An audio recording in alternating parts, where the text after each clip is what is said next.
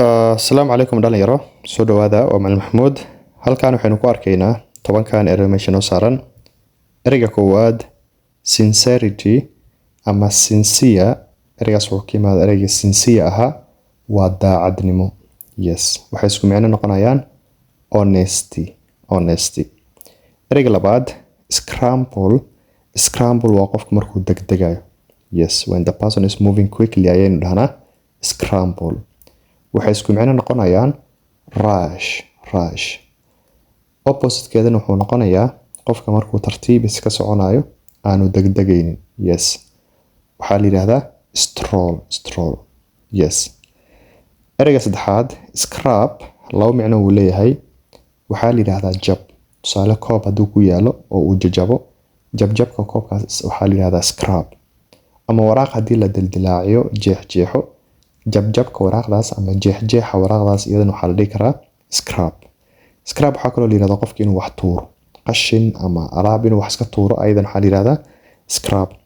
Ereyga afraad scratch waa xoqasho. I want to scratch my back. Waxaan rabaa dhabarka inaan xoqdo.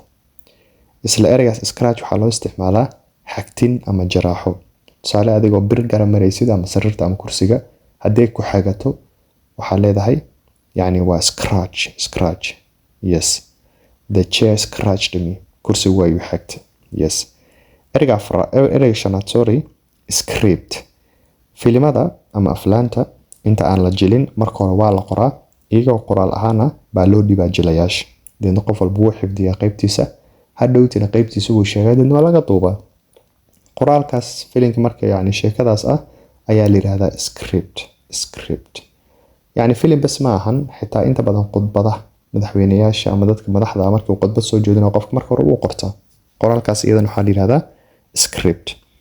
Ereyga lixaad scruffy waxaa la yiraahdaa qofka markii uu xiran yahay dhar wasaq ah aan nidaamsaneyn isku dhex yaacsan. Yes, for example haddaad iga soo baxdid adigoo xiran dhar aad u wasaq ah ama aad u tutuban oo aan la feereyn oo aan soo jiidasho lahayn waxaan ku leeyahay you look scruffy today, what happened? Yes. Ereyga toddobaad scrutiny waxay isku micno yihiin inspection. waa wax in isha lagu hayo la daba socdo, il gaara lagu fiiriyo. Yes, waa inspection. Yes. Ereyga sideedaad secluded waxay isku micno yihiin isolated. Qofka waa waxa waayo inuu dadka kale ka dheeraado, keligii meel cidla ah ku noolaado. Keligii. Yes, asagoo dadka kale ka dheeraanayo. Marka nolosha noocaas ayaa la yiraahdaa isolation ama seclusion. Yes, for example, me myself I stayed in seclusion for a very long time. Yes, abaar baan meel kaliya cidla iska degnaa.